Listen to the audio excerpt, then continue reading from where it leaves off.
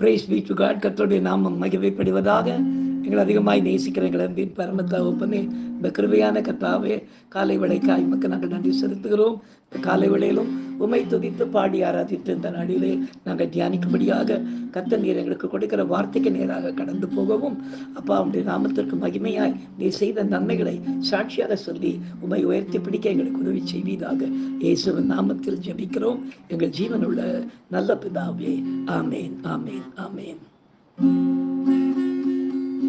நானே வழி, நானே சத்தியம், நானே ஜீவன் மகனே, உனக்கு நானே வழி, நானே சத்தியம், நானே ஜீவன் மகனே. என்னாலன்றி உனக்கு விடுதலை இல்லை, என்னாலன்றி உனக்கு நிம்மதி இல்லை, என்னாலன்றி உனக்கு விடுதலை இல்லை, என்னாலன்றி உனக்கு நிம்மதி இல்லை. நானே வழி, நானே சத்தியம், நானே ஜீவன் மகனே. நான் தருவேன் உனக்கு சமாதானம், நான் தருவேன் உனக்கு சந்தோஷம், நான் தருவேன் உனக்கு சமாதானம், நான் தருவேன் உனக்கு சந்தோஷம். நானே வழி, நானே சத்தியம், நானே ஜீவன் மகனே, உனக்கு நானே வழி, நானே சத்தியம், நானே ஜீவன் மகனே. எனக்கு அருமையானவர்களே, இந்த நாளிலே நாம் தியானிக்கும்படியாக கர்த்தர் நமக்கு கொடுக்கிற வார்த்தைக்கு நேராக நாம் கடந்து போவோம். யோவான் எழுதிய சுவிசேஷம் 14ஆம் அதிகாரம் 6ஆம் வசனத்தை நாம் வாசிக்க கேட்போம். அதற்கு இயேசு, நானே வழியும் சத்தியமும் ஜீவனுமா இருக்கிறேன், என்னாலே அல்லாமல் ஒருவனும் பிதாவினிடத்தில் வரான் என்று தோமாவிடத்தில் பேசுகிறதை நாம் பார்க்கிறோம்.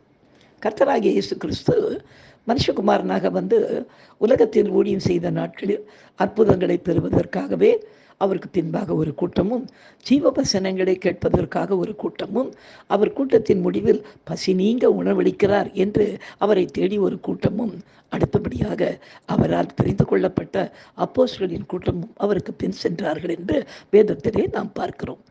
குஷ்டரோகிகளில் கூட 10 பேரை அவர் சுகமாக்கின போதும் கூட ஒருவன் தான் அவரை தேடி வந்து நன்றி சொல்ல வந்தான். மற்ற 9 பேர் எங்கே என்று அவர் கேட்கிறதை நாம் வேதத்திலே பார்க்கிறோமே. இவ்விதமாக இன்றைக்கும் கூட நாம் அநேகருக்காக அவர்கள் கர்த்தரிடமிருந்து நன்மைகளை பெற வேண்டும் என்று நாம் மற்றவர்களுக்காக விண்ணப்பித்து அவர்கள் அந்த சுகத்தையும் அந்த அற்புதங்களையும் பெற்றுக்கொண்டாலும் கூட எல்லோருமே ரட்சிப்படைய தங்களை அர்ப்பணிப்பதில்லை. ஆனாலும் நாம் அவர்களுக்காக தொடர்ந்து ஜெபிக்கும் போது கர்த்தர் நிச்சயமாக அவர்களை ரட்சித்துக் கொள்ளுகிறார். ஏனென்றால் குமாரன் இழுத்து கொள்ளாவிட்டால் ஒருவனும் பிதாவிடத்தில் வரான் என்றல்லவா எழுதப்பட்டிருக்கிறது. எனவே சோர்ந்து போகாமல் மற்றவருடைய ரட்சிப்புக்காக நாம் ஜெபிப்போம். கர்த்தர் நமக்காக பெரிய காரியத்தை செய்வார். இப்படியாய் நடந்த ஒரு காரியத்தை இன்றைக்கு நாம் சாட்சியாக கேட்போமா? கர்த்தருடைய நாமம் மாத்திரம் மகிமைப்படுவதாக. எனக்கு அருமையானவர்களே, நான் பேங்க்கில் ஒர்க் பண்ணி கொண்டிருந்த போது ஒவ்வொரு செவ்வாய்க்கிழமையும் பக்கத்தில் இருக்கிற பாரிஸ் கார்னரில் இருக்கிற அந்த சென்ட்ரல் ஸ்டேஷன் அருகில் இருக்கிற ரயில்வே ஆஃபீஸுக்கு போய் அங்கே நான் செய்தி கொடுக்குற வழக்கம். அப்படி அந்த செய்தி கொடுத்திருந்த நாட்களில் என்னோடு கூட பழக்கமாக இருந்த ஒரு சகோதரி அவர்கள் ஒரு நாள் என்னை பார்க்க வந்திருந்தாங்க. இப்போ ஒரு 2 வருஷத்துக்கு முன்பாக என்னை பார்க்க வந்திருந்தாங்க. பார்க்க வந்திருந்தப்போ அவங்க சொன்னாங்க, அவங்களுடைய மகள் ஒரு வார்த்தை சொன்னாள். அதை விட சொன்னது என்னவென்றால், பாஸ்டர், எனக்கு ஒரு ஃப்ரெண்ட் இருக்கிறா, அவர் ரகசியமான கிறிஸ்டியன், அவங்க கணவர் ரொம்ப கஷ்டப்படுறதாக சொல்கிறாங்க, அவருக்கு ஏதோ இந்த பில்லி சூனியங்கள் இப்படிப்பட்ட பிரச்சனை ஏதோ இருக்கிற பொழுது பிசாசின் போராட்டத்தில் இருக்கிறார், அவருக்காக நீங்கள் ஜெபிக்க முடியுமா அப்படின்னு கேட்டாங்க.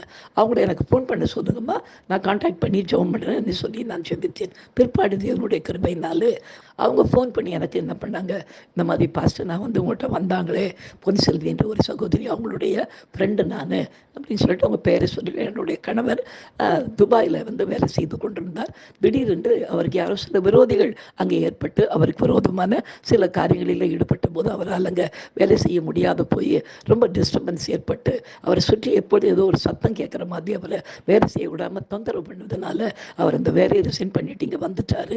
இப்போ அவருக்காக நீங்கள் ஜெபிக்க முடியுமா? நீங்கள் இப்படிப்பட்ட இந்த மந்திர தந்திர பிசாசின் காரியங்களுக்கு நீங்கள் ஜெபம் பண்ணுறீங்கன்னு என்னுடைய ஃப்ரெண்டு சொன்னதுனால நான் கேட்குறேன் அப்படின்னாங்க. நான் சொன்னேன், சரிங்க, உங்கள் கணவரை எனக்கு ஃபோன் பண்ண சொல்லுங்கன்னு சொல்லிவிட்டு ஒவ்வொரு நாளும், அதாவது காலையில் 9:30 மணிக்கு, இரவு 9:30 மணிக்கு, காலையில் 9 ஒரு நாள் கூட தவறாமல் எல்லா நாட்களும் கிட்டத்தட்ட 2 வருடங்களாக தினமும் காலையிலும் இரவிலும் ஃபோன் பண்ணி ஜெபித்து கொண்டு இருந்தார். ஒரு 1.5 வருடத்துக்கு பிற்பாடு எனக்கு கொஞ்சம் சலிப்பு என்று சொல்ல மாட்டேன், ஒரு மன வருத்தம் ஏற்பட்டது.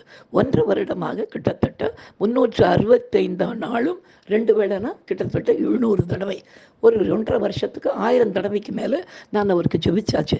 இவ்வளோ காரியத்தையும் பெற்றுக்கொண்ட பிற்பாடும் கூட இவங்க ஆண்டவரிடத்தில் வருகிறதுக்கு எதற்காக யோசிக்கிறாங்க? ஒருவேளை பாரம்பரிய இந்து குடும்பத்திலே இருக்கிறதுனாலே எப்படி வர்றது, வந்தால் என்ன சொல்லுவாங்க நினைப்பாங்களோன்னு சொல்லிட்டு யோசித்து கொண்டே இருந்து நான் தனிப்பட்ட முறையிலே, ஆண்டவரே இவங்களை எப்படியாவது இந்த குடும்பத்தை நீர் எடுத்துக்கொள்ள வேண்டும் அப்படின்னு அவங்களுக்கு தெரியாமல் ஜெபிச்சு கொண்டே இருந்தேன். ஒரு 2 மாதங்களுக்கு முன்பாக எனக்குள்ளே மிக ஒரு மன வருத்தம். சரி, இப்படியெல்லாம் இருக்கவே கூடாது, கட்டாயம் ஆண்டவர்கிட்ட வந்தே ஆகணும்னு சொல்லிட்டு ஆண்டவரத்துலேயே உத்தரவு கேட்டேன். அவங்கள்ட்ட நான் ஞானஸ்தானத்தை குறித்து பேசலாமா அப்படின்னு ஆண்டவர் எனக்கு உத்தரவு கொடுத்தார். எனவே ஒரு நாள் அவரிடத்துல ஒரு 2 மாதங்களுக்கு முன்பாக அவருக்காக ஜெபிக்கும் போது இரவுலையில் ஒரு நாள் சொன்னேன், பிரதர், இப்படி என்னுடைய ஜெபத்திலேயே நீங்கள் நன்மை தரணும்னு நினைக்கிறது நல்லதில்லை.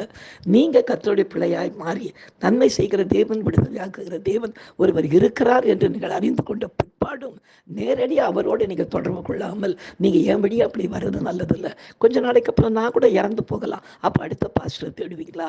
இது நல்லது இல்லையே. நீங்கள் என்ன பண்ணணும், நேராக அவருக்கு பிள்ளையாய் மாறிவிடுங்கன்னு சொன்னப்போ அவர் சில காரியங்களை சொல்லி பயப்பட ஆரம்பித்தார். நான் சொன்னேன், இதுவரையில் உங்களுடைய இந்த உபத்திரத்திலிருந்து உங்களை விடுதலையாக்க ஒரு சொந்தமோ ஒரு பந்தமோ நீங்கள் தேடி போன பழைய தெய்வங்களோ உங்களுக்கு உதவி செய்யவில்லை. ஆனால் இப்போ இயேசு உங்களுக்கு உதவி செய்து உங்களை நல்லா வச்சிருக்கிறாரு.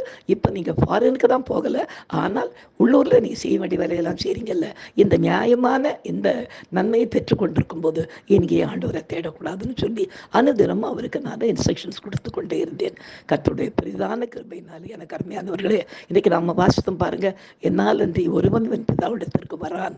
எனக்கு அவர்கிட்ட பேச சொன்னதும் ஆண்டவர் தான், பேச வச்சதும் ஆண்டவர் தான். எனவே ஏற்ற விலையில் அவங்க போன வாரத்தில் இங்கே சென்னைக்கு கடந்து வந்து பிதா குமாரன் பரிசுத்தாவி நாமத்தினாலே மூழ்கி அந்த சகோதரன் ஞானஸ்தானம் பெற்று ஒரு முழு கிறிஸ்தவனாக கடந்து போக கர்த்தர் கிருபை செய்தார். எனக்கு அருமையானவர்களே, நம்ம ஜெபிச்சு சோர்ந்து போகவே வேண்டாம். என்ன இவ்வளோ ஜெபிக்கிறோமே அப்படின்னு சொல்லிட்டு தொடர்ந்து நாம் மற்றவர்களுக்காக ஜெபிக்கும் போது அவர்கள் நன்மையும் பெற்றுக்கொள்கிறார்கள், ரட்சிப்பையும் பெற்றுக்கொள்கிறார்கள். நாம் ஜெபிக்கலாம்.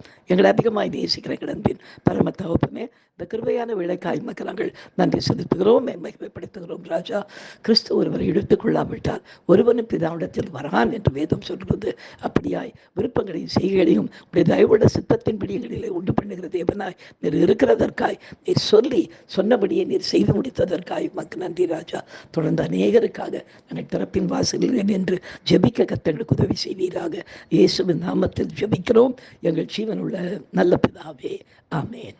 என் ஆத்துமாவே கர்த்தரை ஸ்தோத்திரி, என் முழுவதுமே பரிசுத்த நாமத்தை ஸ்தோத்திரி. என் ஆத்துமாவே கர்த்தரை ஸ்தோத்திரி, அவர் செய்த சகல உபகாரங்களையும் மறவாதே. ஆமேன். ஹல்லேலூயா, ஹல்லேலூயா, ஹல்லேலூயா. God bless you. Thank you.